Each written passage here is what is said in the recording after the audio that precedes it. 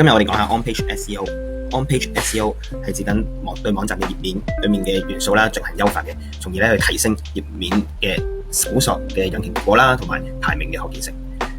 咁今日就講下6點先。第一點就係個關鍵詞優化啦，就係 keywords。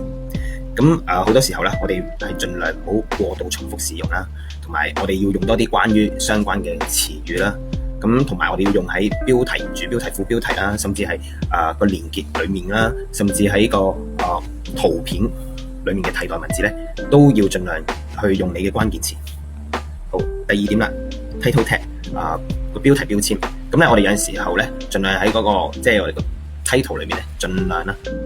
去控制喺50至60個單字連埋符號啦，係咁就會令到個睇落啦個觀感咧，其實會一致啲啦，亦都唔會過長嘅。第三點 meta description， 咁一般咧，我哋都維持喺150至160個單字詞語符號咁樣。咁盡量咧，我哋都要包含埋啲關鍵詞啊。咁雖然咧佢係唔會直接影響咗嗰個排名嘅，但係咧佢其實係會影響咗喺用家啦、用戶嘅體驗啦，同埋嗰個喺 Google 眼中你哋嘅網站係咪一個好實用嘅網站？喺第4點咧 URL 嘅結構啦，咁盡量啦去簡單清晰啦，亦都唔好太多嗰啲符號啊、數字啊冇意義嘅參數啦。好，去到第5點。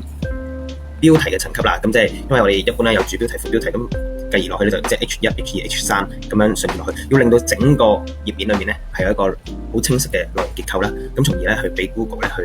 去溫啊，去爬蟲，去了解你個網站係表達緊啲乜嘢嘅。咁第6點啦，內容質量啦，咁啱啱講到啦，盡量唔好喺度不斷重複提住個關鍵詞啦，而係我哋要着重個文章內容嘅質量啦，係咪對用家睇起上去係有用，可以幫佢哋解決到問題啊？啲句子之間語言嘅段落啊，係咪通順啊？咁啊等等啦，同埋我哋有冇用到啲圖片啊，或者去令到增加個用戶體驗嘅。今日就分享咁多，有啲咩想問嘅不妨留言或者 PM 我，答到嘅我都盡量答。有 freelance 嘅合作，歡迎我